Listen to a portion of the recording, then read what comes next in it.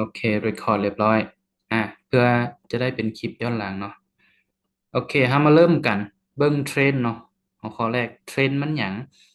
เทรนด์มันแนวโน้มเนาะแนวโน้มว่าเขาจะเบิ่งว่าขาขึ้นเป็นแบบใดขาลงเป็นแบบใดก่อนอื่นจะแต้มเทรนด์ให้เบิ่งก่อนขาขึ้นอ่าเป็นแบบนี้เนาะอันนี้เป็นโมเดลเดี๋ยวจะพาไปเบิ่งกราฟตัวจริงขาลงเป็นแบบนี้ ก็จะเป็นต้องจือศัพท์ภาษาอังกฤษก็ได้เนาะ high low อย่างต่างๆ low มันจุดต่ำสุดเนาะ high มันจุดสูงสุด low high higher low higher high บ่จำเป็นจื้อก็ได้จื้อรูปแบบโครงสร้างมันเป็นลักษณะแบบนี้ครบ1 2 3 4อันนี้คือเทรนด์ขาขึ้นอ่าถ้าเป็นรูปแบบนี้1 2 3 4อันนี้เทรนด์ขาลงวัฏจักรของกราฟก็จะมีแต่ขึ้นกับลงเนาะแล้วก็ไซด์เวย์ออกข้าง แล่นในกรอบเนาะบ่ไปบ่มาก็จะเอิ้นว่าไซด์เวย์ซับภาษาเทรดเนาะอ่าแล่นอยู่ในกรอบแบบนี้เอิ้นว่าไซด์เวย์ก็จะมีประมาณนี้เนาะอ่าจื้อไว้จดไว้แต้มไว้หรือว่าแคปหน้าจอไว้ก็ได้เนาะโอเคมาเบิ่งกราฟตัวจริงเทรนด์ขาขึ้นขาลงหน้าตาแนวใดโอเคคือสุดนี้เนาะตัวนี้ M15 เห็นบ่นับตั้งแต่สุดนี้มานี่ เนี่ยครบเทรนอันนี้มันเทรนอย่างขาลงเนาะถ้าเห็นละในกราฟตัวจริงมันจะบ่งามคือเขาแต้มเลยเนาะจะบ่งามเนี่ยเขาจะเบิ่งสวิงมันเนาะจับสวิงมันบอลที่ไกลๆกันหมู่จะเป็นสวิงของมันเนาะสังเกตบอลที่ออกห่างๆหมู่แล้วมันเป็นสวิงของมันประมาณนี้เวลาเกิดเทรนขาลงเขาก็เน้นฟังเซลล์เนาะรอมันเด้งขึ้นแล้วก็เซลล์ลงอ่า อันนี้คือการเบิ่งเทรนด์ขาลงเนาะพอดีเปิดมาเจอเอาตัวอย่างแบบเรียวๆสดๆเลยเนาะบ่ได้เตรียมก่อนคือช่วงนี้ก็เป็นขาขึ้นเนาะนี่นี่คือช่วงนี้เป็นขาขึ้นอืมโอเคอันนี้คือเทรนด์ขาขึ้นนี่ครบ4 เม็ด1 2 3 4ย่อมาเราจะบ่ฮู้ว่ามันจะย่อเลิกหรือย่อตื้นเนาะฮู้แต่ว่าย่อมาแล้วหาจังหวะบ่ายถ้าเป็นเทรนด์ขาขึ้นเนาะคอนเซปต์ ถ้าเขาเห็นเป็นถ้าเห็นเป็นเทรนด์ขาขึ้นก็คือเน้นรอมันย่อแล้วก็บายขึ้นไปห้ามเซลล์เนาะเพราะว่าเราจะลิ้นฝั่งที่ได้เปรียบเมื่อเขาเบิ่งเทรนด์ออกตัวนี้เป็นเทรนด์ขาลงเขาก็บ่ลิ้นฝั่งปลายเนาะถ้ามันเด้งขึ้นแล้วก็เซลล์นะลิ้นฝั่งที่ได้เปรียบจะดีกว่าแต่เราถ้าเราเรียนดนไปเราเซียนเราสามารถลิ้นสวนได้เนาะเก็บสั้นได้อันนั้นก็บ่ว่ากันเนาะตามประสบการณ์ว่าซั่นซะเนาะ เพราะว่าการเทรดนี้มันบ่มีหลักการตายตัวเนาะผู้หนึ่งบายผู้หนึ่งเซลล์ก็ได้เงินคือกันเนาะแค่ถึกจังหวะแล้วก็เข้าใจพฤติกรรมของกราฟเนาะเนี่ยคือจังหวะขาลงแนวนี้เอานับตั้งแต่พี่มาเนาะขาลงแนวนี้ถ้าเข้าใจโครงสร้างเนาะบายก็ได้เงินเนาะบายเก็บสั้นกำไรก็ปิดแต่ว่าแม้มือใหม่บ่แนะนำให้เฮ็ดเนาะให้แนะนำเล่นฝั่งที่เป็นเทรนด์ฝั่งที่ได้เปรียบจะดีกว่านะ ตีสวิงมันเนาะเห็นว่าเป็นเทรนขาลงก็เน้นเด้งเซลล์อย่างเดียวจนกว่ามันจะเปลี่ยนโครงสร้างเนาะอ่ามันเปลี่ยนโครงสร้างเป็นแบบใดอ่าอันนี้เริ่มหัวข้อที่สองแล้วได้เนาะหัวข้อแรกไปแล้วเนาะวิธีเบิ่งเทรนถ้ามันจะเปลี่ยนโครงสร้างมันจะเฮ็ดแบบใดเนาะตัวอย่างมันเป็นเทรนขาขึ้นเฮาก็รอย่อบายเนาะรอมันย่อแล้วก็บายอย่างเดียว รอมันย่อแล้วก็บายอย่างเดียวถ้าเป็นเทรนขาขึ้นจนกว่าเนาะเวลาใดหนึ่งมันรุดรุดสวิงสำคัญคือชุดนี้รุดปั๊บอ่าเฮายังพิจารณาอยู่ก้ำกึ่งมันยังบ่พันเปลี่ยนแค่เสียโครงสร้างน้อยหนึงก็คือโมเมนตัมเซลล์เริ่มเข้าเนาะแฮงเซลล์เริ่มเข้ามันรุดตัวนี้เนาะสังเกตรุดตัวนี้แล้วมันเด้งขึ้นถ้าบ่ผ่านสุดนี้ แล้วเด้งแล้วลบทุบลงแบบนี้ก็คือเปลี่ยนเนาะเปลี่ยนฝั่งจากขาขึ้นเป็นขาลงสมบูรณ์แล้วให้สังเกตบอลใดเนาะสังเกตบอลนี้จุดแรกอันนี้คือสวิงที่ประคองเพนเฮ็ดขึ้นไปเฮ็ดไฮได้เนาะ มันหลุดครั้งแรกปุ๊บยังบ่เปลี่ยนเทรนเทื่อเด้งขึ้นไปแล้วบ่ผ่านไฮล่าสุดเนาะจุดสูงสุดปัจจุบันมันบ่ผ่านแล้วมันทุบลงหลุดรอบที่สองสุดนี่แหละเฮาพิจารณาว่ามันเปลี่ยนโครงสร้างจากขาขึ้นเป็นขาลงสมบูรณ์แล้วเมื่อมันเปลี่ยนโครงสร้างเป็นขาลงเฮาก็รอให้มันเด้งขึ้นแล้วก็หาจังหวะเซลล์ลงมาอ่าประมาณนี้เนาะ อันนี้คือ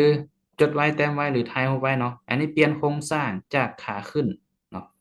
เป็นขาลงเพราะว่ากราฟมันเลื่อนจากแลนจากซ้ายหาขวาเลยเนาะอันนี้คือโครงสร้างขาขึ้นก่อนที่มันจะเปลี่ยนมันมีหน้าตาแบบใดเนาะคันเฮาเว้าซับ SMC ซับภาษาเทศมันก็สิยากเนาะมีช็อคมีบอสอย่างต่างๆเอาแค่มันหลุด2 รอบเนาะก็คือเปลี่ยนโครงสร้างแหละนะหลุดรอบที่หนึ่งเฮาก็พิจารณาเบิ่งสังเกตเบิ่ง รุดรอบที่สองเนาะรุดโลรอบที่สองคือเปลี่ย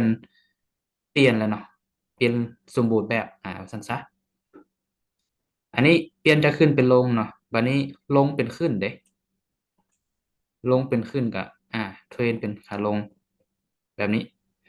ถ้าบ่ทันบนใดสามารถเปิดไมค์ถามได้เลยเด้อหรือว่าจะเก็บไว้ถามช่วงท้ายก็ได้เนาะอ่ารบกวนบ่ต้องหน้าจอเนาะอ่าบ่ต้องหน้าจอ ถ้าเป็นเทรนขาลงเขาก็รอเด้งเซลล์เนาะรอเด้งเซลล์อย่างเดียวรอเด้งเซลล์อย่างเดียวอ่ะเมื่อมันจะเปลี่ยนเทรนมันจะเฮ็ดอะไรมันจะแล่นปูดขึ้นแรงๆเนาะทะลุไฮนี่อ่ะถ้ามันลงมาอีกรอบแล้วบ่ลงต่อเนาะบ่ผ่านตัวนี้ลงฮอตแต่ประมาณนี้แล้วขึ้นแบบนี้หลุดรอบที่สองแสดงว่าเปลี่ยนเนาะเปลี่ยนโครงสร้างสมบูรณ์อ่ะสุดนี้อันนี้คือไฮล่าสุดที่มันฮิตโลได้เนาะปุ๊บถึกทำลายรอบที่หนึ่งแล้วลงมาแล้วขึ้นไปอีกทำลายรอบที่สองคือสุดนี้ อ่าอันนี้คือเปลี่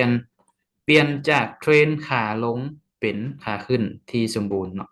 เนี่ยทำลายรอบหนึ่งทำลายรอบที่สองก็คือเปลี่ยนสมบูรณ์เมื่อเขาเห็นเป็นเทรนเห็นบ่1 2 3 4เห็นเป็นเทรนขาขึ้นเขาก็รอแค่มันย่อแล้วก็ไปอ่าประมาณนี้อันนี้การกลับตัวของเทรนเนาะก็จีประมาณนี้บ่ว่าจะเป็นไทม์เฟรมน้อยไทม์เฟรมใหญ่ก็เป็นแบบนี้เนาะการกลับตัว อ่าแต่ทำเฟรมน้อยก็ระมัดระวังเนาะบางทีอาจจะกราฟหลอกก็มีเนาะแต่ถ้ามันเกิดอยู่ในไทม์เฟรมใหญ่โอกาสที่มันจะเปลี่ยนเทรนด์เลยก็มีมีโอกาสสูงกว่าเนาะวันนี้จะพามาเบิ่งกราฟตัวจริงว่ามันเปลี่ยนโครงสร้างดูจุดใดแบบใดโอเคเบิ่งสุดนี้ก็ได้เนาะเบิ่งสุดนี้ก็ได้อ่าตัวอย่างสุดนี้เนาะที่มันเทลงมาแล้วมันบ่หลุดมันบ่ลงต่อเริ่มจากนี้ปึ๊บ ปึ๊บปึ๊บอันนี้ครบเงื่อนไขเทรนขาขึ้นแม่นบ่4 เม็ด1 2 3 4เฮาฮู้ละเป็นเทรนขาขึ้นเฮาต้องรอย่อเพื่อบ่ายขึ้นไปต่อเนี่ยรอมันย่อลงมาปึ๊บ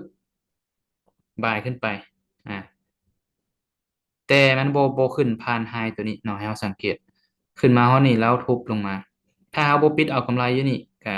อาจจะถึกหน้าทึนเนาะหรือว่าอาจจะ SL ในอนาคตก็เป็นได้อ่า อันนี้เขาเห็นเป็นเทรนด์ขาขึ้นก็คือย่อบ่ายขึ้นมาช่วงนี้ก็เก็บกำไรไปได้ละเนาะอ่ะบัดนี้มันมีอาการอะไรเนาะเป็นแบบนี้แล้วรูดเนี่ยเว้ยทำไมเนาะเนี่ยเป็นแบบนี้แล้วรุดครั้งที่หนึ่งเนาะรุดสวิงตัวนี้มันยังบ่รุดเด้เนาะมันมารุดอยู่สุดนี้ทำลายสุดนี้ได้รุดครั้งที่หนึ่งแล้วเด้งขึ้นเนาะ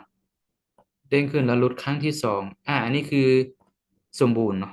สมบูรณ์แบบ ก็คือเป็นเทรนขาลงที่สมบูรณ์แล้วมีอย่างอยู่นี่มีโซนเนาะอ่าเวลาเด้งกลับมาหาโซนหรือใกล้ๆโซนก็เซลล์ลงมาได้อันนี้คือวิธีลินเนาะนี่คือสุดนี้เป็นเทรนขาขึ้นย่อมานี่เฮาบ่ายขึ้นไปคันทีพีไก่ก็อาจจะบ่ฮอดเนาะ โดยปกติถ้ามันเป็นเทรนขาขึ้นมันก็สิทะลุขึ้นไปแล้วเนาะแต่ว่าอันนี้มันมีแฮงเซลล์เข้าก็เลยทุบลงมาอ่าแล้วบอลอื่นเด้เนาะบอลอื่นเขาก็เบิ่งคือกันโฟกัสที่ขบวนการเนาะวิธีการที่มันเฮ็ดให้เราเห็นคือสุดนี้เห็นงามเนาะเนี่ยนับจากเทิงที่มาเนาะ อันนี้คือเทรนขาลงชัดเจนเนาะ1 2 3 4เมื่อเห็นเป็นเทรนแล้วเขาต้องรอถ้าเป็นเทรนขาลงต้องรอให้มันเด้งเนาะรอให้มันเด้งเพื่อได้ราคาที่งามแล้วก็ขายเซลล์ลงเนาะขายลงเด้งเซลล์เนาะอย่างเดียวจนกว่ามันจะกลับเทรนเนาะเด้งเซลล์เนาะแล้วมันจะกลับมันเฮ็ดหน้าตาไปมาเฮานี่มันควรลงต่อแบบนี้เนาะถ้ายังเป็นเทรนขาลงอยู่แต่เนาะมันลงเฮานี่ปุ๊บแล้วมันขึ้นมานี่เฮาพิจารณาแล้วว่าอ่ามีแฮงซื้อเริ่มเข้ามาแล้วลงมานี่ที่จริงมันเป็นเทรนสมบูรณ์แล้วได้เนาะเห็นบ่1 2 3 4แต่ว่าคันจะคอนเฟิร์มอีกวันหนึ่งก็รอแบบนี้เด้งเห็นบ่อ่า คือชุดสองนี่เนี่ยอันนี้ช็อกบอสรอบสองเทื่อแล้วเนาะที่มันทำลายก็เปลี่ยนเทรนสมบูรณ์ละ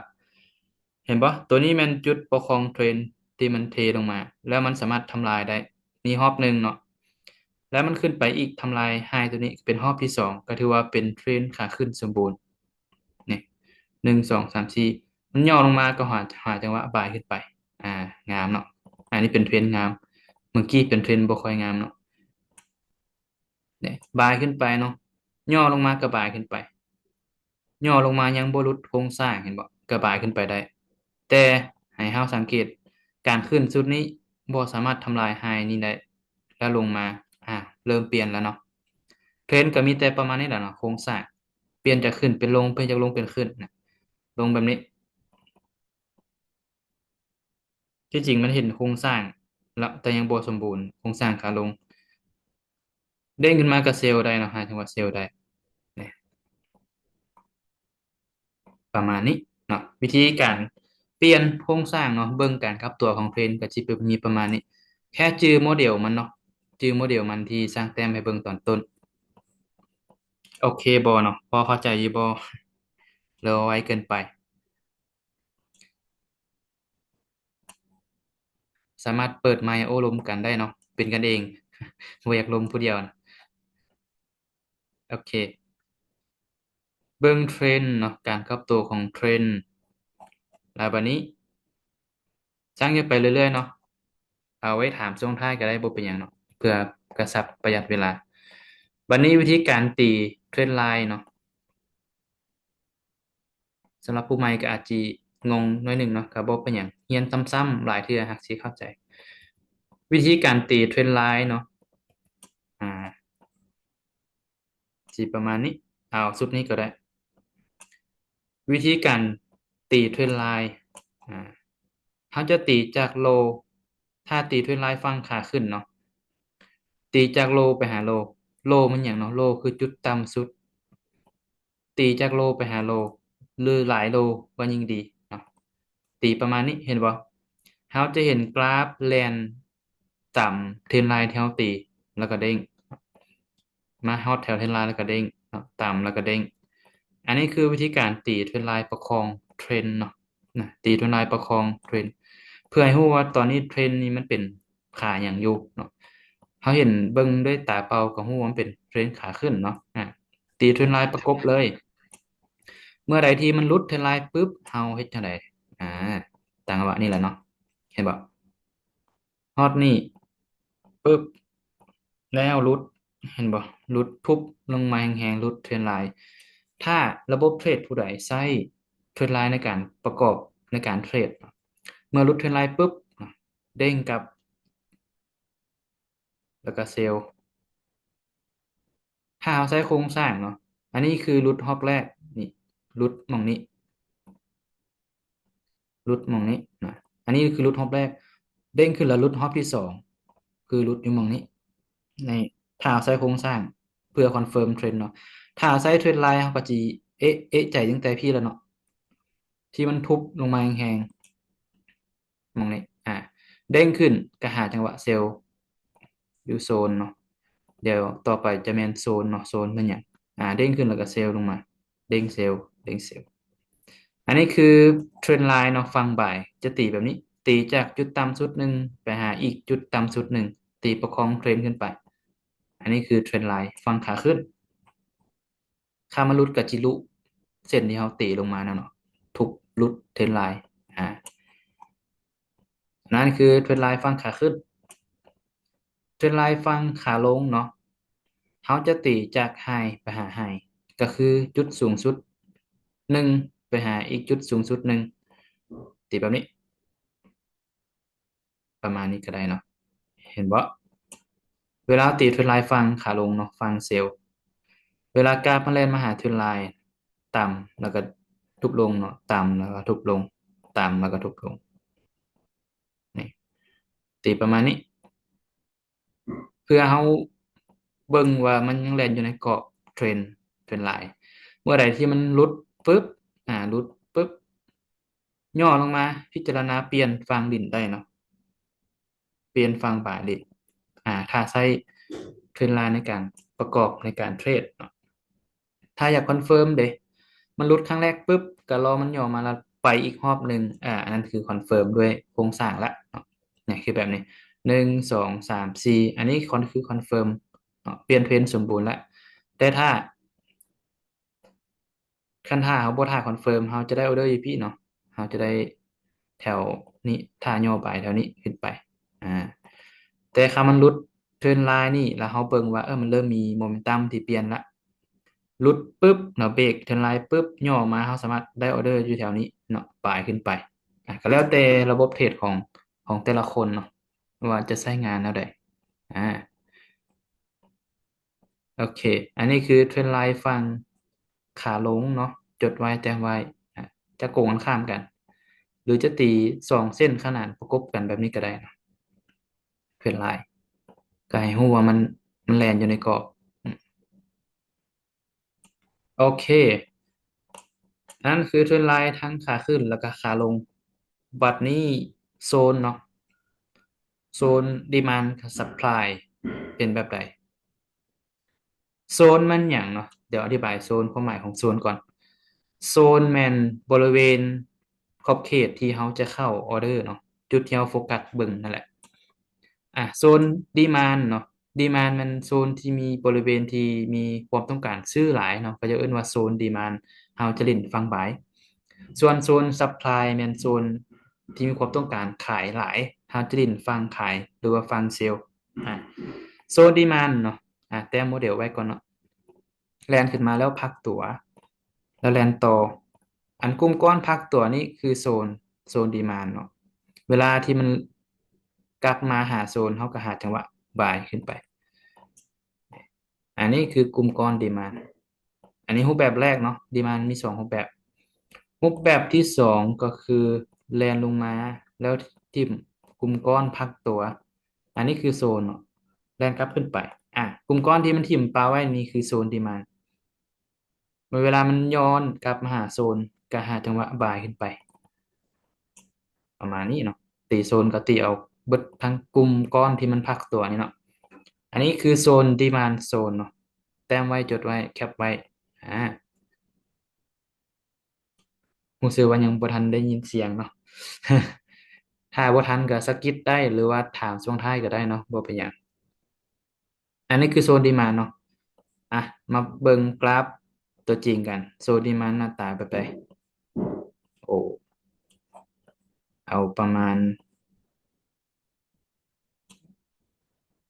ใดดีโอเคชุดนี้ก็ได้เนาะชุดนี้งามดีเดี๋ยวจะเอาดีมานก่อนเนาะดีมานเดี๋ยว supply ตามหลังโอเคอันนี้คือดีมาน1ดีมาน2ดีมาน3ดีมานอ่ะเดี๋ยวสร้างจะอธิบายว่ามันตกอยู่ในกรณีใดเนาะคือดีมานมี2 รูปแบบแมันบ่อ่ะดีมานก้อนสุดนี้เป็นจอมลุ่มเนาะอยู่จอมฟากลุ่ม มันจะตกอยู่ในกรณีแบบนี้แลนลงมาแล้วพักตัวแล้วแลนขึ้นเวลาที่มันย้อนกลับลงมาอันนี้คือก้อนดีมานด์เนาะโซนดีมานด์โอเคอันนี้คือตัวจอมันรูปแบบนี้เนาะรูปแบบปลายมันอยู่ปลายอันนี้เป็นดีมานด์ได้เนาะแล้วตัวที่ช่างตีอยู่นี่ตีตัวนี้เนาะตัวที่มันเกิดอยู่กลางขึ้นก็เป็นดีมานด์ได้เช่นเดียวกันตัวอยู่กลางขึ้นกับตัวอยู่ปลายขึ้นเนาะอ่าตัวอยู่กลางขึ้นเนี่ยแล่นขึ้นแล้วพักตัว แล้วไปต่อ อันนี้คือก้อนดีมานด์ที่มันทิ่มปลาไว้ เวลาที่มันย้อนกลับมาหาโซนนี่เขาก็ตีโซนไปไว้หาโซนเขาก็พิจารณาปลายขึ้นไปนี่ไงนี่คือดีมานด์อันนี้รูปแบบหนึ่งรูปแบบที่สองมันเกิดอยู่กลางคลื่นเนาะเข้าใจง่ายๆคือโซนมันกลุ่มก้อนพักตัว ถ้าโซนดีมานด์ก็คือเขาจะทาดินไบเนาะอ่าดีมานด์มีสองแบบนะตัวนี้แบบที่เป็นจอมเนาะจอมมันจอมมันดีมานด์ตัวนี้ก็คือเกิดอยู่กลางคลื่นเนาะ คือแบบนี้ตีมานชุดนี้พักตัวแล้วก็ไปต่อแล้วย้อนกลับมาหาจังหวะไปอ่าคันตัวจอมก็แลนลงแล้วพักตัวไปต่ออันนี้คือก้อนดีมานย้อนลงมากระบายขึ้นไปสำคัญมันชื่อโมเดลมันเนาะโมเดลตอนต้นที่สร้างแต้มให้เบิ่งทันบ่เนาะคือว่าเงียบชิบเลยเข้ามา20 คนเนาะ20 คนถือว่าหลาย20 กว่าคนถือว่าหลายอยู่ดีมานจบไปแล้วเนาะ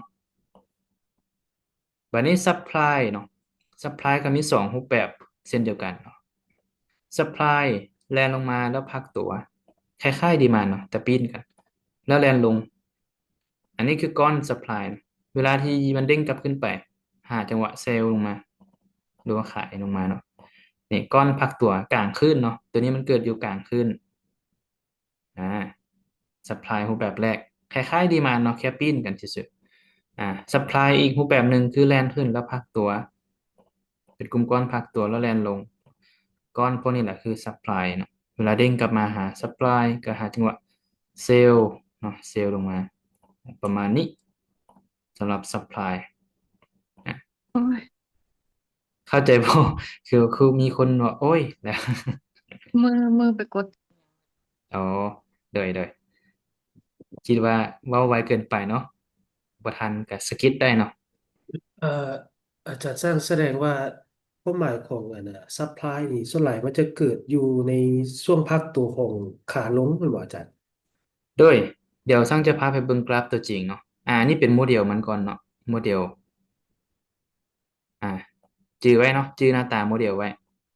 แคปไว้เนาะจดไว้ก็ได้ทันบ่เนาะอ่ะ supply คือลิ้นฟังเซลล์เนาะโอเค supply เดี๋ยวเอา supply ตัวใดที่มันงามๆ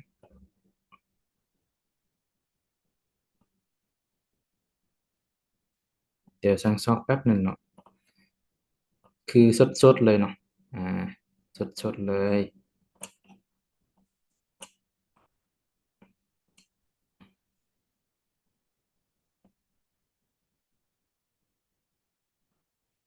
โอเครู้สึกว่าแถวนี้จะงามนะแต่ว่ามันมีอันนี้ลุงลังเดี๋ยวลึกก่อน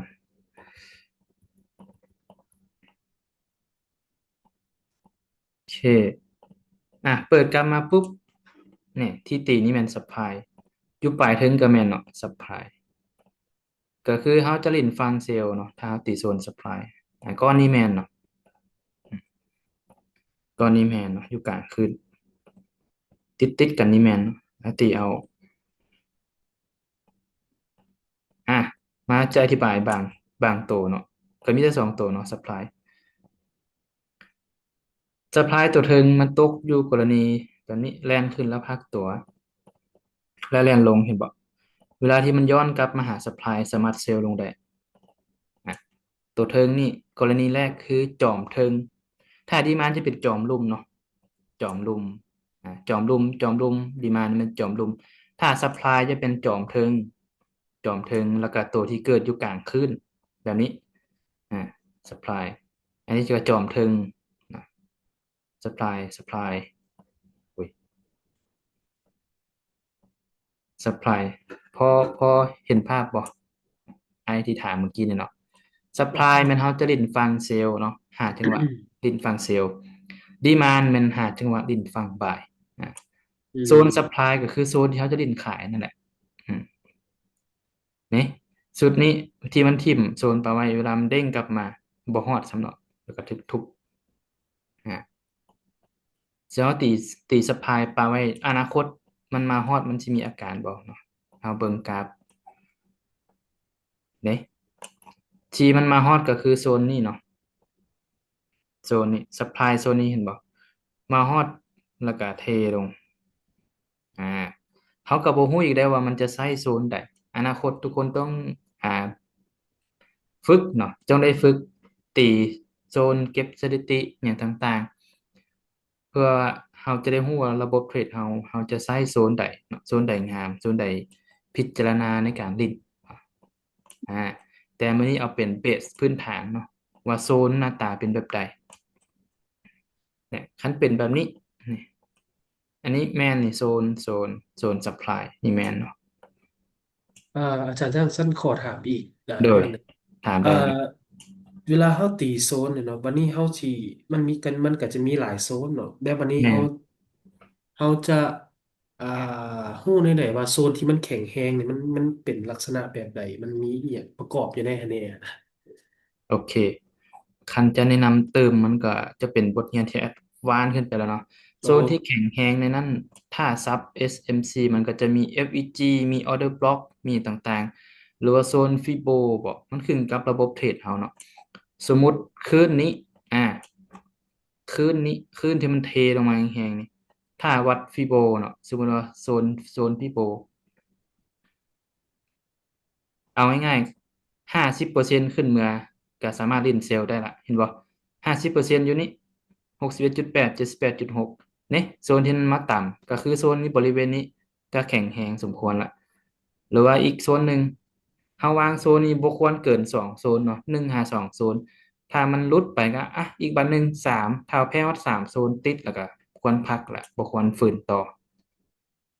โซนที่ใกล้ๆนี้มักจะแหกเห็นบ่นี่โซนใกล้ๆนี่แหกในเอฟเฟกต์ที่มันทุกก็คือโซนฟิโบ50 61.8หรือว่าบ่ตีฟิโบก็เบิ่งจากสายตาก็ได้เอาครึ่งหนึงของคลื่นเนาะ50%ของคลื่นเห็นบ่เฮาวัดด้วยสายตาเฮาก็ได้เนาะครึ่งหนึงของคลื่นขึ้นเมื่อจึงพิจารณาเซลล์สิแต้มโมเดลประมาณนี้สมมุติมันเป็นขาลงเนาะ เขาเห็นละเทรนขาลง1 2 3 4เขาจะดินฟังเซลล์มันบอกเขาตีโซนปะไว้เลยหนึ่งโซน1 โซนบอก2 โซน2 โซน3 โซนแล้ววันนั้นเขาเก็บสถิติว่าโซนสุดท้ายนี่มันมักมาฮอดบอโอกาสมาฮอดจักเปอร์เซ็นต์โซนนี้หรือว่าโซนนี้สมมติเขาเก็บสถิติว่ามันประมาณโซนนี้หรือโซนนี้ได้ที่เขามักได้เทรดเนาะอ่ะสมมติมาฮอตโซนนี้อ่ะ ก็แล้วแต่เนาะหรือว่าฮอดแต่แถวๆนี้ก็แล้วแต่เขาก็วางแผนเนาะเขาแพ้สมมติเขาแพ้แผนนี้อยู่1 R เนาะเขามาได้อยู่นี่3 R เขาก็กำไร2 R R คือความเสี่ยงต่อผลตอบแทนเนาะสมมติเขาเสี่ยง10 เหรียญขนาด R 1 ต่อ 3ก็คือเขาจะเก็บกำไร30 เหรียญนั่นบ่อ่าเขาแพ้อยู่นี่10 เหรียญเขามาเก็บอยู่ส่วนถึง30 เหรียญเขาอยู่กำไรอยู่3 เหรียญนี่ประมาณนี้เนาะโซน เอาครึ่งหนึ่งขึ้นเมือเนาะจะงามถ้าโซนนี้แพ้กับผลิตโซนเทิงเนาะถ้าโซนสุดท้ายแพ้ก็คือยอมเพราะอย่างมันจะเปลี่ยนโครงสร้างเด็ถ้ามันขึ้นมากายชุดนี้มันเริ่มมีอาการละเห็นบ่มันจะก้าวมาสู่การเปลี่ยนโครงสร้าง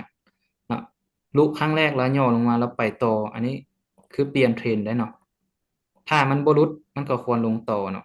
ถ้ามันบ่หลุดโครงสร้างมันก็เด้งขึ้นมาแล้วก็ควรลงต่อกับประมาณนี้เนาะโซน โอเคบอยโอเคพอโอเคเก็ตอยู่นะพอเข้าใจอยู่ระยะยาวคือเขาต้องเก็บสถิติเดี๋ยวว่าเขาเทรดแบบนี้นะครึ่งหนึ่งแหกกับมาเทรดอยู่โซนถึงหรือว่าโซนถึงสุดท้ายสุดเนาะระบบเทรดแล้วแต่ระบบเทรดเขาอ่าซึ่งโมเดลการเล่นกับประมาณนี้ฟังบ่ายก็คือกันเนาะฟังบ่ายก็คือกันสมมติเอาเอาชุดนี้ก็ได้นี่ชุดนี้ แล้วเป็นขาลงนี่ทรงสั้นๆเนาะทรงเนี่ยขึ้นมาอันนี้ขึ้นล่าสุดเนาะสมมติเรายังบ่เห็นกราฟฝากขวามือนี่จะเอาสุดนี้ขึ้นล่าสุดเด่นมันเด้งขึ้นมาก่ายครึ่งหนึงแล้วว่ากายครึ่งหนึงขึ้นมาหน้อยหนึงแล้วก็เซลล์ลงมาเห็นบ่งามเด้แล้วสุดนี้มีโซนบ่มีเนาะเนี่ยพักโตแท่งเดียวก็แม่นเนาะอ่า มันแดงแล้วมันสลับเขียวนี่นะนี่แมนเนาะพักตัวแท่งพักตัวเป็นแท่งเดียวก็มีหรือว่าเป็นกลุ่มก้อนก็ได้เนาะอันนี้ก็เป็นโซนเห็นบ่จะสามารถเซลล์ลงมาได้นี่เด้งขึ้นมากับเซลล์อันนี้คือวิธีลิ้นฟังเซลล์เนาะฟังบายเด้เนาะเดี๋ยวเบิ่งตัวอย่างฟังบายคือสุดนี้เนาะดึกก่อนทับซ้อนกันเด้เขาตีเลยมี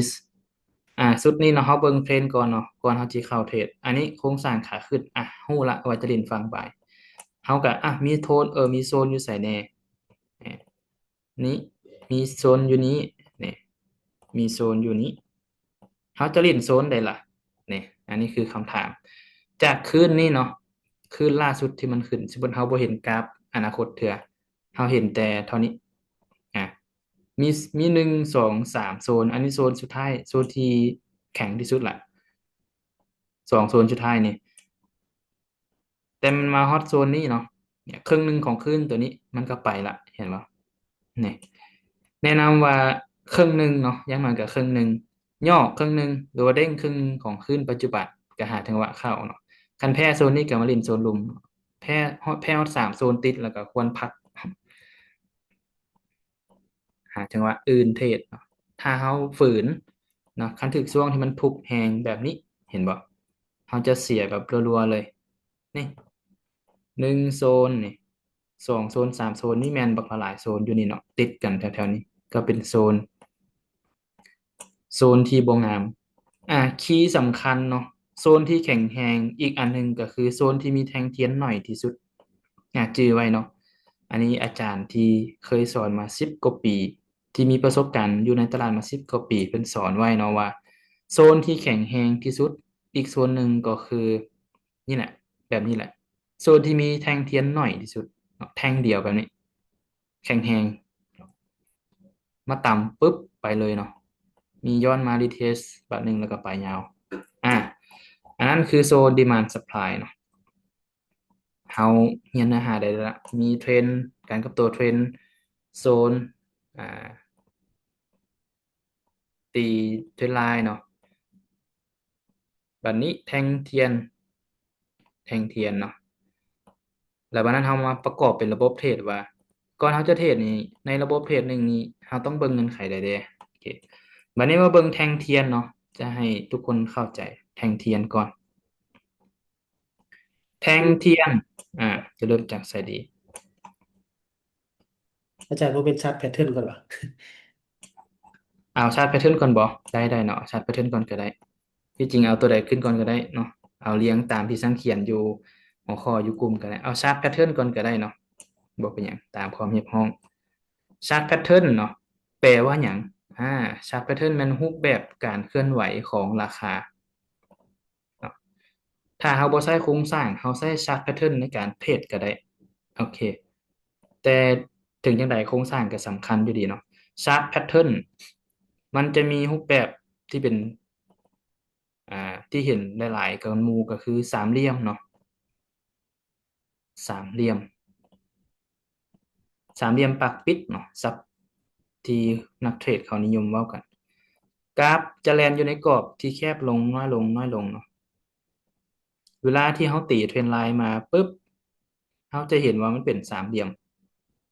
เห็นบ่อ่ะตัวอย่างว่ากราฟก่อนหน้ามันเป็นเทรนขาขึ้นแบบนี้แล้วมันแล้วมันบีบกรอบสามเหลี่ยมอ่ะเขาก็รอเนาะเขาก็แค่รอ ตีเทรนไลน์ประกบเลยตีจากโลไปหาโลตีจากไฮประกบไฮมันจะเห็นเป็นสามเหลี่ยมบีบเขาจ้อมลงอาการแบบนี้เขาเอิ้นว่าการสะสมแฮงเพื่อไปต่อเนาะไซด์เวย์เนาะซับภาษาเทรดก็เป็นไซด์เวย์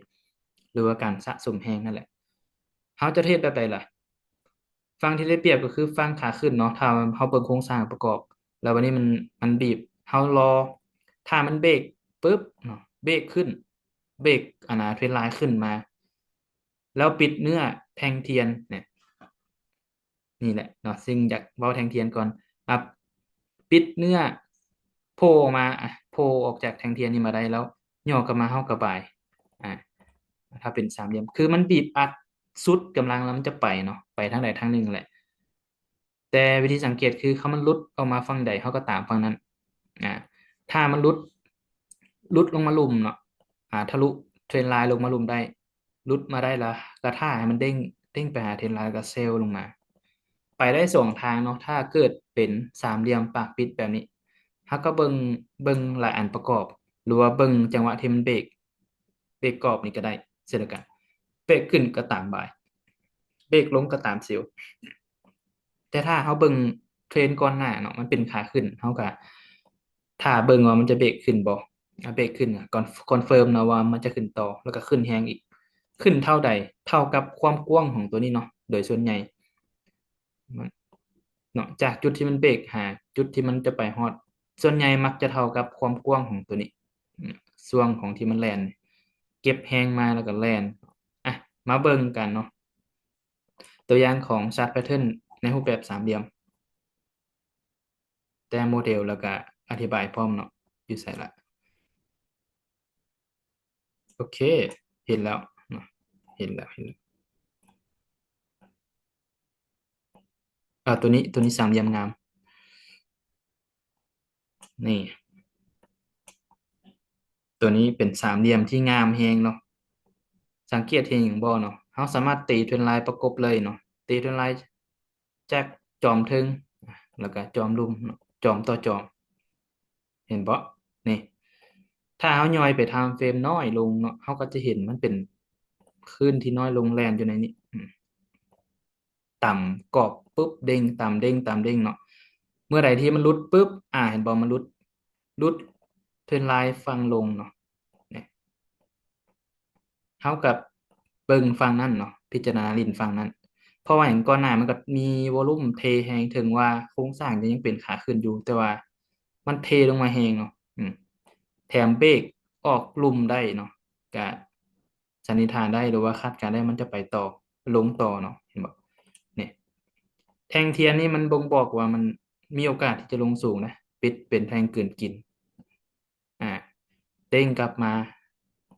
หาเทรนไลน์กับเซลล์ลงยาวเลยเนาะสุดนี้อันนี้อันนี้คือชาร์ตแพทเทิร์นในรูปแบบสามเหลี่ยมนะจะลินประมาณนี้ทันบ่เนาะหวังว่าจะทันอ่ะมันยังมีรูปแบบอื่นเนาะก็คือคล้ายๆกันเนาะสามเหลี่ยมคล้ายๆสามเหลี่ยมแต่มันจะเจิดขึ้น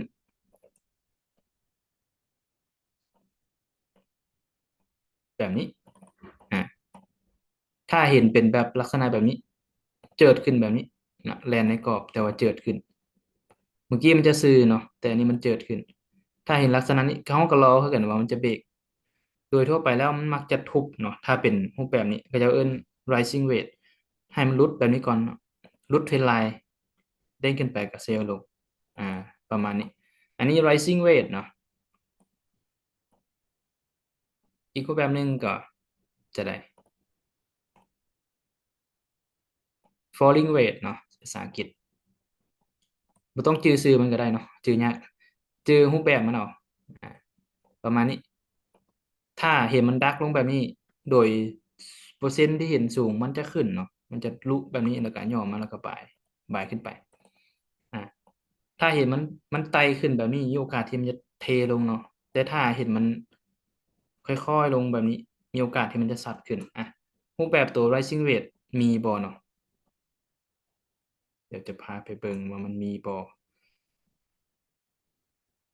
รูปแบบ rising weight falling weight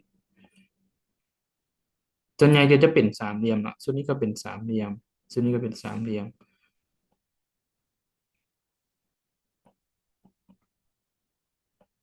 rising weight จะบ่ค่อยเห็นปานใดเนาะเป็นทางเฟรมน้อยเธอเห็นเนาะนี่ก็เป็นสามเหลี่ยม อ๋อนี่อันนี้กราฟปัจจุบันเลยเนาะอันนี้คือ falling wedge นี่เห็นบอกนี่ต้องตาต้องไวหนิดหนึ่งเนาะคันสิเบิ่งชาร์ตแพทเทิร์นเบรกปุ๊บนี่เห็นบอกเบรกเทรนไลน์ขึ้นไปได้ย่อลงมากับปลายนี่อันนี้รูปแบบ falling wedge เนาะสามเหลี่ยมแต่ว่ามันเจิดลงแบบนี้เนาะมีโอกาสที่มันจะพุ่งขึ้นแต่ต้องรอมันเบรกเทรนไลน์นี่ก่อนจะเข้าใจชาร์ตแพทเทิร์นก็ต้องเข้าใจเทรนไลน์เนาะหวังว่าจะเข้าใจเทรนไลน์อ่าประมาณนี้ก็ได้เนาะวิธีตีนี่อันนี้คือ falling wedge rising wedge ดีเนาะบ่ค่อยเห็นอ๋อนี่ rising wedge ตัวนี้เป็น rising wedge ได้เนาะนี่อ่านี่นี่แลนในกรอบต้องแต่งกองแกงอยู่นี่เนาะบีบเนาะบีบแฮงเพื่อไปทางใดทางหนึ่งสุดท้ายมันเบรกเนาะรุดเทรนไลน์เนาะเด้งขึ้นมากระเซลเนาะรุดกรอบลุ่มเด้งขึ้นมากระเซลเนาะใกล้ๆเทรนไลน์กระเซลลงมายาวเลยเนี่ยประมาณนี้เนาะอันนี้คือ rising weight อ่าถ้าเห็นมันงัดขึ้นแล้วนี่มีโอกาสที่มันจะทุบลงเนาะถ้าเห็นมันดักหัวลงมีโอกาสที่มันจะพุ่งขึ้นนี่ดักหัวลงแบบนี้โอเคบัดนี้รูปแบบหนึ่งก็คือ flat เนาะ flat ก็จะคล้ายๆ rising weight กับ falling weight แค่มันขนานซื่อๆมันจะบ่เป็นสามเหลี่ยมเนาะมันจะขนานกันไป flat มันทุ่งเนาะคันแปลตามตัวแปลภาษาอังกฤษเป็นทุ่งเนี่ยแลนในกรอบเด้งไปเด้งมาแบบนี้ รอมันรุดแล้วก็เด้งเซลล์อ่าคล้ายๆกันเนาะ flat กับ falling weight rising weight แต่ที่เห็นหลายกันหมู่ก็แม่นสามเหลี่ยมปักปิดนั่นแหละเนาะสามเหลี่ยมที่มันซื่อๆหั่นอ่ะนี่ประมาณนี้โอ้ยประมาณนี้รอมันเบรกขึ้นไปแล้วก็ย่อบายขึ้นไปอ่าประมาณนี้เนาะสำหรับรูปแบบ chart pattern falling weight กับ rising weight แล้วก็ bullet flag bearish flag เนาะ flag ถ้าเป็นสั้นขึ้นก็เป็น bearish flag เนาะถ้าเป็นดักหัวลงก็เป็น bullish flag อ่าพอ get ball เนาะก็ยังอยู่คือเก่าเป๊ะเลยเนาะ20 คนโอเคดีใจเนาะถึงจะบ่ค่อยมีคนลงนำก็บ่เป็นหยังเนาะฟังเอาก็ได้แล้วก็จะเปิดให้ถามช่วงท้ายเนาะบัดนี้แท่งเทียนเนาะแท่งเทียนสำหรับชาร์ตแพทเทิร์นช่างจะยกตัวอย่างแต่ประมาณนั้นเนาะที่มักเห็นตลอดเอาซ้ำนั้นก่อนเอาหลายเดี๋ยวจะงงเนาะที่จริงมันมีหลายเนาะชาร์ตแพทเทิร์นมี QM เบย Double Top Double Bottom Head and Shoulder เนี่ยมีหลายเนาะเอาประมาณนั้นก่อนก็ได้อย่างน้อยก็ฮู้ QM เนาะเอา QM อีกบันหนึ่งก่อน QM คือการมันจะไหนอันนี้เป็นเทรนขาขึ้นแล้วรุดอ่ะรุดครั้งแรกเนาะลาขึ้นมาอันนี้คือโซน QM เนาะสามารถเซลล์ลงมาได้แบบนี้ก่อนที่มันจะเป็นเทรนสมบูรณ์เราสามารถลิ้นได้เนาะจากอ่ะจากไล่ตัวนี้หาจอมตัวนี้โซนบริเวณนี้คือโซน QM เนาะ QM ฟังเซลล์เพราะมันรุดแบบนี้อันนี้เป็นชาร์ตแพทเทิร์นได้เนาะชาร์ตแพทเทิร์นในรูปแบบ QM อ่าจดไว้จดเนาะจดได้จดแต่แต้มก็ได้เนาะแคปก็ได้อันนี้คือ QM ฟังเซลล์เนาะ QM ฟังบ่ายเด้ QM ฟังบ่ายจะประมาณนี้จวดย่อลงมากับบ่ายขึ้นไปบริเวณที่เป็นโซน QM คือจากไลน์นี้มาหาหัวนี้อ่าแถวๆนี้เห็นบ่จวดขึ้นไปแล้วก็ลงมาหาจังหวะบ่ายขึ้นไปอันนี้ QM ฟังบ่ายหน้าตาประมาณนี้ก็คือมันเบรกครั้งแรกนั่นแหละหาจังหวะเข้าได้เลยนะหรือจะรอให้มันเป็นเทรนด์สมบูรณ์ก่อนก็ได้บ่เป็นหยังแล้วแต่เฮามักเฮาถนัดเนาะโอเคทันบ่เนาะสำหรับ QM จบประมาณนั้น QM ฟังเซล QM ฟังบายคือกันเนาะแค่ปีนลวงอ่าเอาเท่านั้นพอเนาะสำหรับชาร์ตแพทเทิร์นบัดนี้แท่งเทียนเนาะแท่งเทียนแล้วก็จะเอาทุกอย่างมาย้ำเข้ากันให้เป็นระบบเทรดอ่าตัวอย่างตัวใดดีแท่งเทียนอ่ะอธิบายก่อนว่าแท่งเทียนหนึ่งมันมีอย่างใด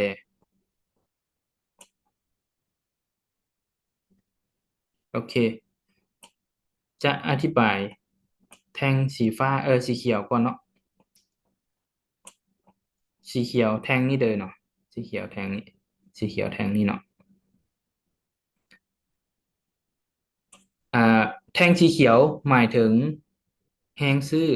หลายเนาะเบิ่งจากแท่งเทียนตัวนี้ M30 แท่งสีเขียวแม่นแท่งซื้อหลายเนาะอ่าราคาเปิดของแท่งราคาซื้อเนาะจะอยู่ลุมเนาะจะอยู่เนื้อของแท่งเทียนราคาเปิดราคาเปิดแท่งเทียนเนาะจะอยู่หมองนี้แล้วมันเคยแลนลงมานี่แล้วมีคนดันขึ้นไปอ่ะมีคนขายลงมาเนาะเปิดปุ๊บแล้วมีคนเซลล์ลงมาแล้วมันย่อลงมาแล้วมีแฮงซื้อกลับขึ้นไปห้องฮอยของมันเอิ้นว่าไส้นี่เอิ้นว่าไส้เนาะห้องฮอยของแท่งเทียนแบบมันเคยไปฮอดแล้วมันกลับคืนใช่นะมันจะกลายเป็นไส้ขึ้นมาปิดอยู่เทิงเนาะ แทงซื้อแทงฟังซื้อจะเปิดอยู่ลุมเนาะเปิดอยู่เนื้อเทียนอยู่ลุมแล้วมาปิดอยู่ทางเทิงส่วนไส้มันก็เคยแล่นขึ้นไปฮอดพุ่นแล้วมีแฮงเซลล์ลงมามันก็เลยเป็นไส้ราคาที่มันเคยแล่นไปฮอดกลายเป็นไส้ปิดอยู่นี่เนาะถ้าเป็นแท่งจบไปแล้วเนาะแทงเทียนมันก็มีแต่เนื้อกับไส้เนาะมีสองอย่างบัดนี้แท่งแดงแท่งแดงมัน แทงของฟังขายหรือว่าฟังเซลล์เนาะวอลุ่มเซลล์แฮงขายหลายราคาเปิดก็จะปิ้นกันเนาะราคาเปิดจะอยู่เทิงเนาะสำหรับแทงเทียนฟังเซลล์ราคาปิดจะอยู่ลุมส่วนไส้ก็คือเว้าแหละเนาะมันเคยแล่นไปฮอดแล้วมันกลับคืนที่มองหอยไว้มันก็กลายเป็นไส้อ่า แบบนี้เด้เนาะเฮาอธิบายได้จังไดมันปิดเป็นแท่งสีแดงก็จริงเนาะแต่มีไส้ยาวมีวอลลุ่มซื้อมีวอลลุ่มฟังบ่ายเข้าหลายมันก็เลยว่าดึงไส้ขึ้นไปหลายอ่าโอเคพอเก็ตบ่เนาะถ้าเป็นไส้ทั้งเทิงเด้เนาะมีบ่เนาะคือแบบนี้เนาะ มีไส้ทั้งเทิงหลายแล้วปิดเป็นสีแดงอีกก็มันก็บ่งบอกว่าโอกาสที่กราฟจะลงต่อก็มีหลายเนาะแท่งที่ดึงไส้ก็จะเอิ้นว่าแท่งปฏิเสธราคาเนาะถ้าดึงจากเทิงลงมาเนาะปฏิเสธที่จะขึ้นต่อเนาะมีโอกาสที่จะลง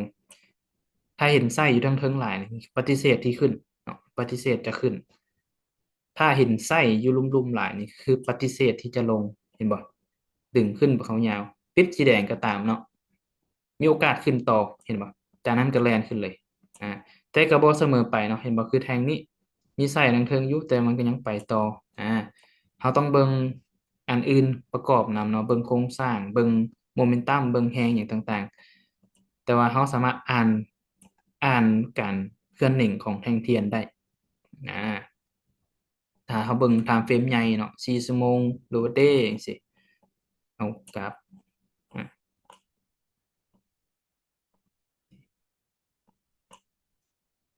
แท่งกลืนกินเนาะคันแท่งดึงไส้นี้แท่งรีเจ็กเนาะแท่งปฏิเสธราคาแท่งกลืนกินหรือว่าengulfing เนาะแท่ง engulfing ก็คือแท่งใหญ่กว่าแบบใดเนาะนี่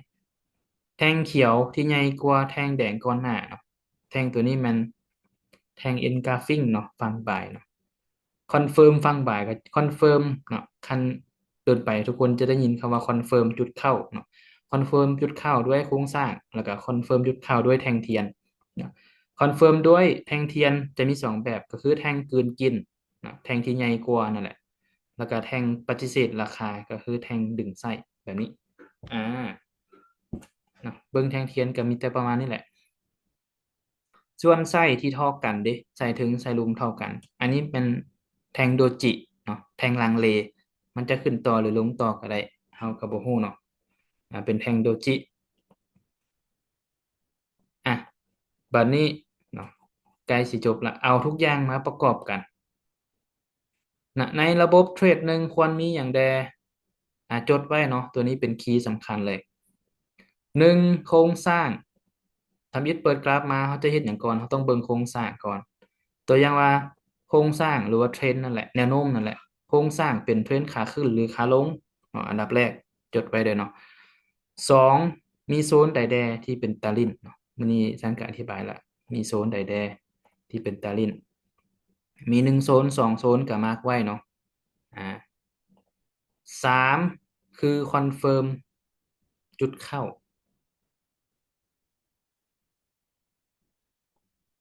3คือคอนเฟิร์มจุดเข้าเนาะมันจะมาโซนนี้บ่ก็บ่ฮู้มันจะมาโซนนี้บ่ก็บ่ฮู้เนาะอ่ะมันจะมาโซนสุดท้ายบ่ก็บ่ฮู้ขึ้นกับระยะยาวแล้วขึ้นกับระบบเทรดของเราอีกเก็บสถิติเบิ่งว่ามันมักมาแบบใดอ่ะตีโซนปาไว้แล้วมันมาฮอตโซนนี่อ่ะ 1คือโซนโครงสร้าง2คือโซน3คือคอนเฟิร์มจุดเข้าคอนเฟิร์มจุดเข้าก็มี2แบบด้วยด้วยโครงสร้างในไทม์เฟรมน้อยเนาะสมมุติมันมาฮอตโซนแล้วมันเฮ็ดจังซี่ช็อกย่อมากระบายนี่สังเกตหน้าตามันดีๆเนาะถ้าคอนเฟิร์มด้วยแท่งเทียนเด้มันมาฮอตโซนปุ๊บมันเกิดแท่งหยังแท่งปฏิเสธราคาบ่หรือว่าแท่งกลืนกินอ่าก็ประมาณนั้นเนาะจดไว้เนาะหนึ่งโครงสร้าง2 โซน3คอนเฟิร์มอ่ะประมาณนี้เนาะระบบเทรดส่วนใหญ่ก็เป็นประมาณนี้จดไว้แต้มไว้เนาะแคปหน้าจอไว้มาเบิ่งกันในกราฟไม่ใช่หรอกเอากราฟหายโอเคอ่าคืออาจารย์สร้างแสดงเออว่าตัวที่สามนี่คอนเฟิร์มด้วยโซนที่เขาตีไว้กับคอนเฟิร์มด้วยอันน่ะพีเอหรือว่าอันน่ะแท่งเทีที่ ยน A มันมันแท่งเทียนนั่นแหละอ๋อที่ A มัน price action เนาะ price action ก็คือแท่งเทียนนั่นแหละเดี๋ยวสิซอกโซนงามๆให้เบิ่ง4 ชั่วโมงเอาเอาตัวใดดีนะ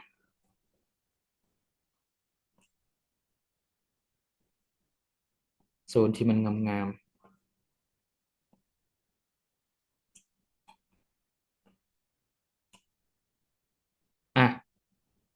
บ่มุมสุดนี้อีกแล้วเนาะสุดนี้มันงามอีหลีเด้เนาะนี่เป็นเทรนด์ขาลงนั่น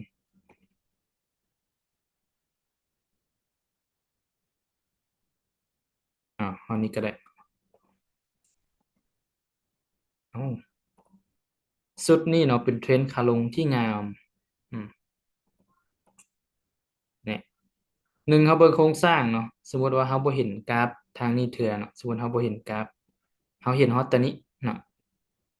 ปึ๊บปึ๊บปึ๊บอันนี้โครงสร้างเป็นขาลงละเฮาฮู้ละจะเล่นเป็นฟังเซลเนาะแล้วมันมีโซนให้เฮาเล่นบ่มีแหละเนาะแต่อาจจะบ่ชัดเจนปานใดอ่ะตีได้เนาะแท่งเทียนตัวเดียวนี่แม่นโซนแท่งเขียวแท่งนี้แท่งนี้แท่งนี้แม่นเบิดแล้วเนาะโซนติดกันใกล้กันถ้าหาย่อยไปไทม์เฟรมน้อยเฮาก็สิเห็นเป็นกลุ่มก้อนพักตัวที่ชัดเจนอ่านี่ เขาเห็นเป็นเทรนด์เนาะโครงสร้างขาลงเขาจะเด่นฟังเซลล์มีโซนเขาตีไว้เลย1 โซน2 โซน3 โซนเนี่ยเวลาที่มันมาฮอตโซนเขาจะคอนเฟิร์มด้วยอย่างเนาะด้วยด้วยการเชียร์โครงสร้างในไทม์เฟรมน้อยบอกสมมติมันขึ้นมาแล้วมันหลุดแบบนี้เขาก็หาจังหวะที่มันเด้งแล้วก็เข้าได้เนาะเชียร์โครงสร้างในไทม์เฟรมน้อยแบบนี้หาจังหวะเข้าอยู่จุดนี้เนาะ คันจีเข้าด้วยแท่งเทียนเนาะก็ได้เช่นเดียวกันนี่แท่งนี้ยังบ่ชัวร์กับแท่งนี้เนาะหรือว่าแท่งนี้ก็ได้เนาะแท่งนี้มันแท่งกลืนกินเนาะอ่าแท่งนี้คือชัวร์แล้วเนาะอ่าprice action ฟังเซลล์สมบูรณ์เปลี่ยนคือว่าสมบูรณ์แล้วก็งาม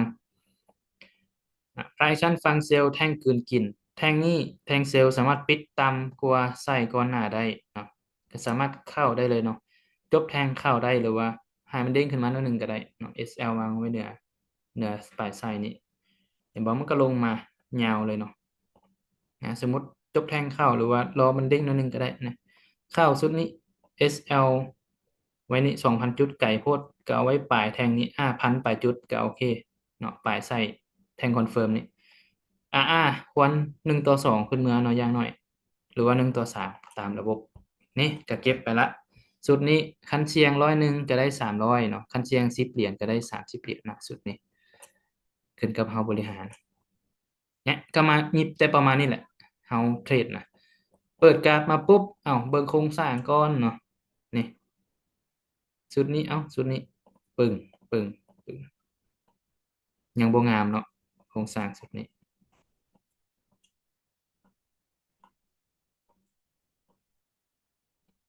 โครงสร้างสุดใดที่มันงามเบิ่งก็เด้อซับมาเด้อฟังขาขึ้น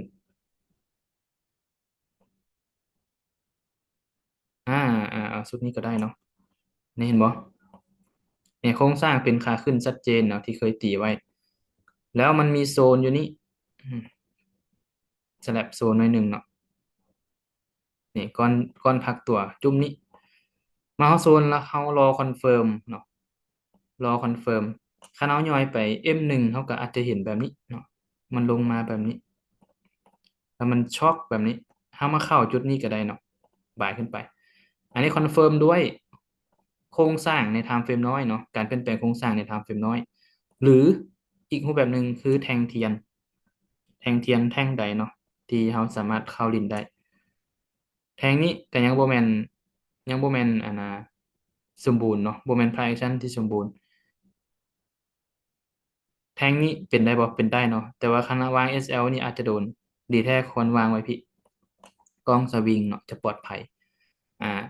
มี price action ปุ๊บปิดแทงสามารถเข้าได้เลยหรือว่ารอมันย่อนั่นหนึงก็ได้เข้า SL ปลอดภัยก็คือวางไว้พี่คันวางไว้นี่ก็จิโดนนะเนาะวางไว้พี่ซะก็ได้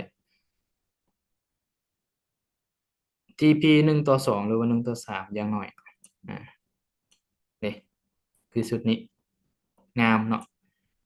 เบิ่งโครงสร้างเป็นเทรนด์ขาหยังขาขึ้นหรือขาลงเนาะฝั่งขาขึ้นเขาก็รอมันย่อมาโซนใดๆมีโซนหนึ่งอยู่นี่มีโซนหนึ่งอยู่ลุมเนาะนี่เห็นบ่มาฮอตโซนแล้วมีอาการแนวใดเนาะ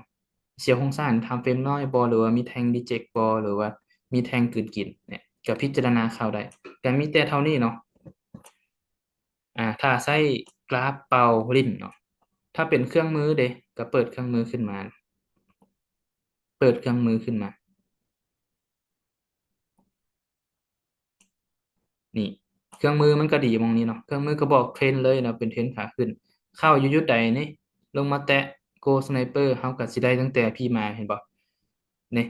คันเฮาคือเฮาวิเคราะห์ด้วยตาเปล่าแล้วมีสัญญาณเกิดอยู่นี่เห็นบ่เป๊ะบ่กับเครื่องมือเนาะนี่มีสัญญาณเกิดอยู่นี่อาจจะได้ราคาบ่งามนะแต่ก็ได้เนาะใช้งานได้อืมนี่ขึ้นไปยาวนี่ถ้าเฮาวิเคราะห์เป็นแล้วบวกกับเครื่องมือมันก็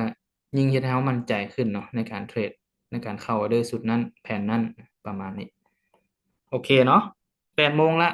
เปิดให้ถามได้เนาะสิ่งที่เรียนมาในมื้อนี้ทุกอย่างช่างเอามันมารวมกันแล้วเนาะมารวมกันละ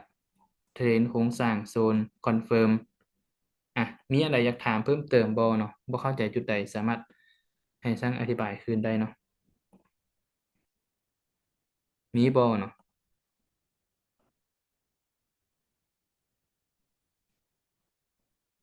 มีอะไรอยากถามอีกเพิ่มเติมบ่โดยเงียบกิ๊บสเนาะ บายสบายดีอาจารย์ได้ โดได้ยโดยได้ยินถามได้เนาะอันอยากขอให้อาจารย์อันอธิบายตื่นพวกจุดคอนเฟิร์มเขานะว่าเฮามีแบบใดก็คอนเฟิร์มแท่งเทียนอะไรก็คอนเฟิร์มอหย่างอีกบ่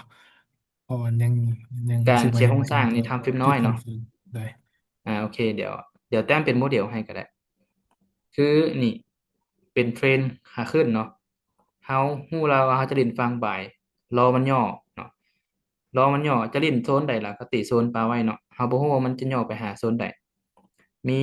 1 โซนบ่2 โซน3 โซนก็แล้วแต่บ่ควรเกิน3 โซนเนาะอ่ะบ่ควรเกิน3 โซนมาฮอดโซนปุ๊บ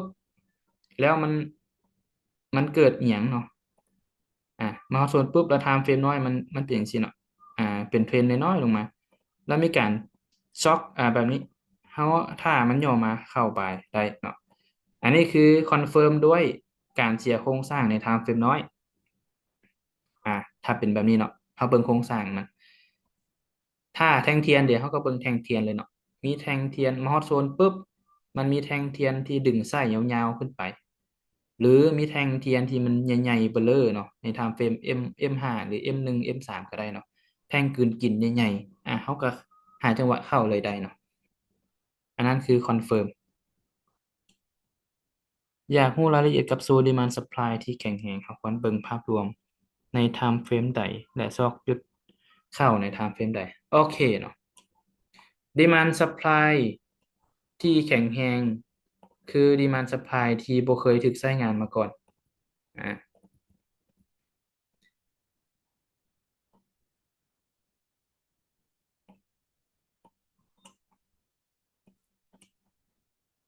นี่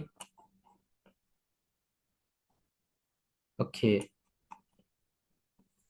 Demand Supply เนาะ Supply ตัวนี้ก้อนนี้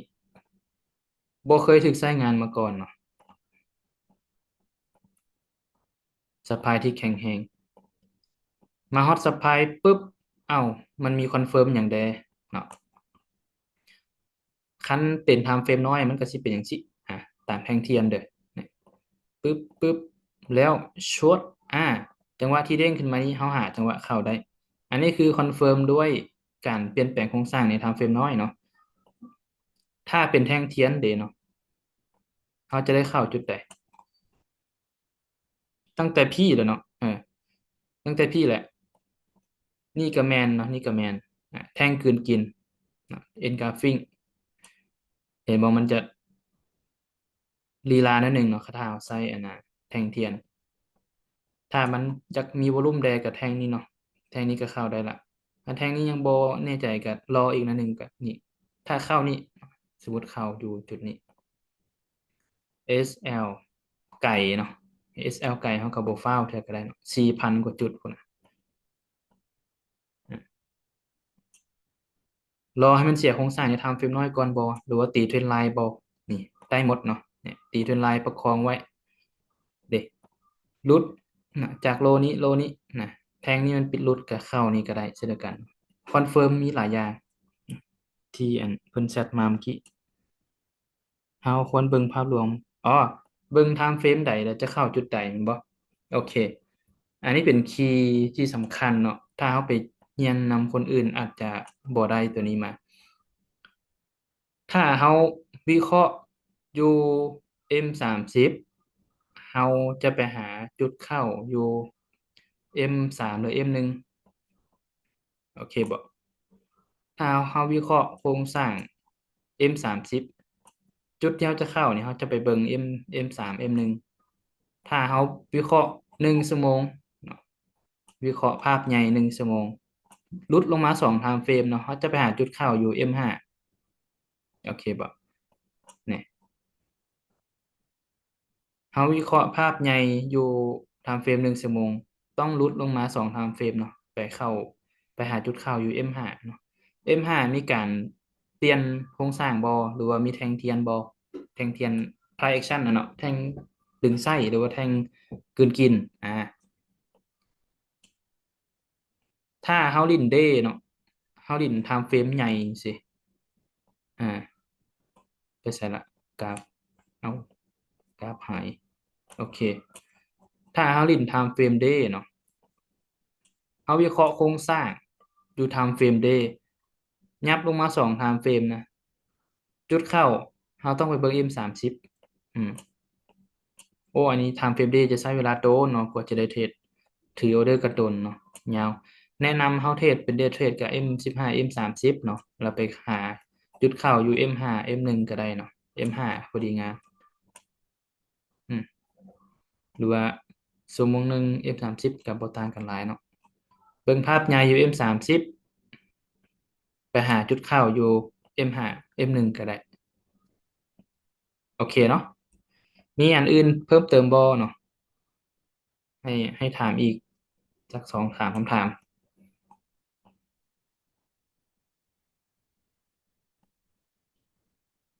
โอเคขอบใจเช่นเดียวกันเนาะ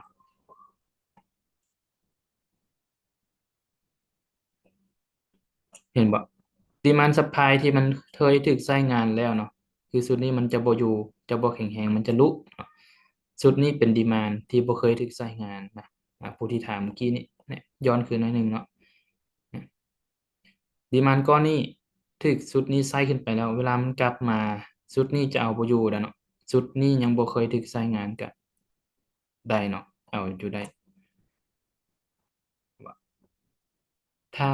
เอาดีๆก็ชุดนี้เป็น liquidity เนาะถ้าเรียน SMC สภาพคล่องของตลาดเนาะอนาคตทุกคนก็สิรู้ว่าสภาพคล่องมันหยังเนาะ liquidity มันหยังมื้อนี้เอาพื้นฐานก่อนเนาะโอเคมีอันถามอีกเพิ่มเติมบ่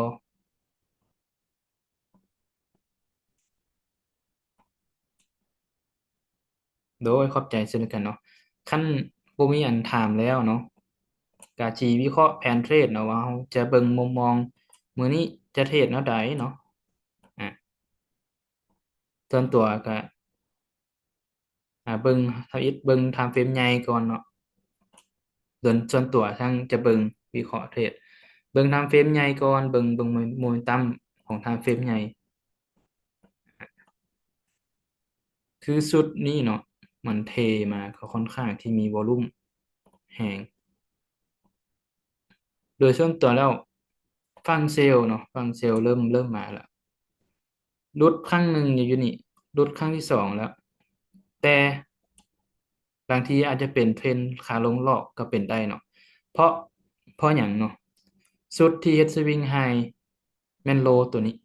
โลตัวนี้คือแข็งแรงสุดเนาะดีมานด์นี่คือแข็งแรงสุดเลยซึ่งกราฟมักจะสลับขาลงเฮาเนาะ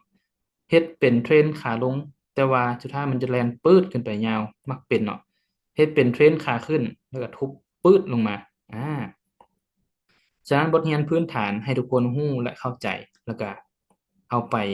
ให้มันอยู่รอดเนาะเพราะว่าเจ้าตลาดหรือว่ารายใหญ่เขาจะเอาบทเรียนนี่แหละเอามากินเอาเนาะบทเรียนพื้นฐานนี่แหละเพราะทุกคนรู้รายใหญ่รู้คนทั้งโลกรู้ฉะนั้นแล้วเอาบทเรียนพื้นฐานไปแกะเบิ่งว่ารายใหญ่เขามักกวดมักกินแนวใดอะบ่ให้เอาไปเรียนเทรดเนาะคันเว้าตามตัวจากความรู้สึกของสร้างเองให้เอาไปแกะเบิ่งเนาะ แล้วก็หลีกเลี่ยงจุดที่จะเป็นสภาพคล่องของตลาดจุดที่จะเป็นเมาเนาะเมาในตลาดนั่นแหละนี่เห็นบ่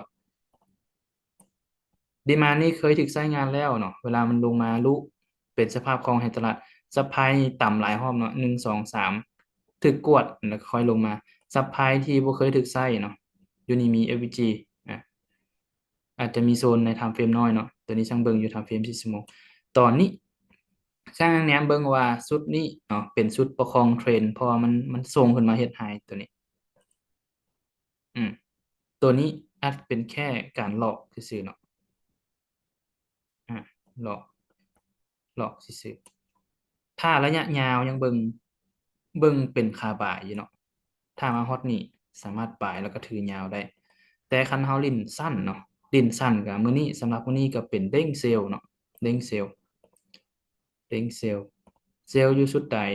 อ่าสมมุติเบิ่ง M5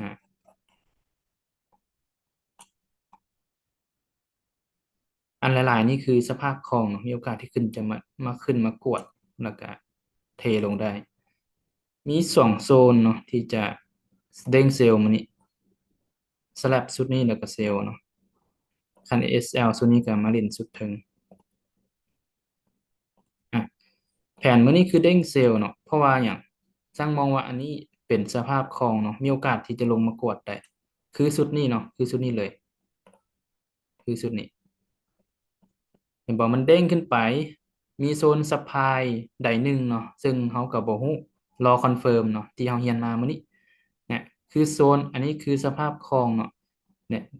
สภาพคลองมันจะขึ้นไปกวดก่อนเนาะก่อนที่จะลงมักจะกวดคนเซลล์เนาะแล้วก็ขึ้นก่อนที่จะขึ้นมักจะกวดคนบ่ายก่อนแล้วก็จังขึ้นเนาะฮะมุมมองที่สร้างจริตมื้อนี้คือ2แผนเนาะเซลล์บริเวณนี้1แผน M5 เนาะในทางเฟรม TP อยู่บน liquidity นี้นะชุดที่สองคือชุดนี้ท่าแพ้ชุดแรกเนาะชุดที่สองคือชุดนี้ท่าแพ้นี่สองชุดนี้ก็คือยอมเนาะมันอาจจะเปลี่ยนแล้วขึ้นไปเลยด้วยอหย่างก็แล้วแต่ด้วยสงครามด้วยปัจจัยภายนอกเนาะปัจจัยพื้นฐานที่เป็นข่าวเนาะข่าวนอกตารางเนาะสมมติว่ามันมีเหตุการณ์อย่างเกิดขึ้นทองมักจะบินเนาะ โอเค ประมาณนี้เนาะทุกคนสำหรับมื้อนี้กับแผนที่จะแนะนำให้ลินกับประมาณนี้บ่มีแล้วทางโอเคเนาะโอเคขอบใจทุกคนเนาะที่เข้ามาเรียนนํกันในมื้อนี้นะขอบใจหลายๆเนาะเจอกันในอาทิตย์หน้าเนาะแผนเซลล์ก็ประมาณนี้เลยทุกคนแผนแรกอยู่5035เนาะแผนสองอยู่5053อาจารย์อาจารย์ช่วโดยยอาจารย์ช่วยอธิบายหรือว่าศูนย์M15 ให้ดูเพราะว่าน้องก็ตามสูงแต่ยานบ่ถึงอ่าเอาใหม่เนาะเอาคำถามใหม่อาจารย์ช่วยเบิ่งศูนย์เบิ่งM15 ให้ดูเบิ่ง M15 เนาะเบิ่ง โดย M15 โดยเพราะน้องก็ตั้งแล้วแต่ว่ายานบ่ถึงนะเพเด้ ราะยังบ่เก่งเลย M15 เนาะชุดนี้เป็นชุดที่ว่าฟลิปโซนออกจะเอิ้นฟลิปโซนแล้วเป็นชุดที่มันเบรกลงมาได้เด้งขึ้นมาก็เป็นซัพพลายเป็นต้านที่เราสามารถเซลล์ได้ส่วนอันหลายๆนี่เนาะมองว่าเป็น liquidity เนาะเป็นสภาพคล่องเป็นบอนเมานั่นแหละเนาะอย่าไปลิ้นเนาะให้มันขึ้นไปสแลปปุ๊บหรือว่านี่เนาะแท่งเขียวแท่งนี้อ่ะตีโซนแคบลงกับชุดนี้ชุดเทิงกับอยู่นี้โอเคประมาณนี้2แผน ถ้าแพ้ฮอต2แผนก็คือพักผ่อนเนาะมันจิบ่ลงแล้วได้เนาะคันมันขึ้นแฮงเราก็เบิ่งตัวจริงเนาะโมเมนตัมยังเป็นฝั่งเซลล์อยู่ถ้าเฮาเล่นเป็น day trade ได้เห็นบ่โครงสร้างยังบ่เสียเทื่อนี่โครงสร้างฝั่งเซลล์ยังบ่เสียเทื่อนี่ถ้าเด้งขึ้นมาแล้วก็อาจจะลงต่อได้เนาะประมาณนี้แนวทางเทรดมื้อนี้เนาะส่วนตัวก็สิเข้าเทรดคือกันเนาะแผนที่วางไว้นี่อ่าโอเคบ่เนาะ โดยขอบใจอาจารย์ด้วยโอเคขอบใจเนาะขอบใจทุกคนที่เข้ามาร่วมเรียนกันในวันนี้เจอกันอาทิตย์หน้าเนาะบ๊ายบายขออนุญาตปิดซูมเพียงเท่านี้เนาะ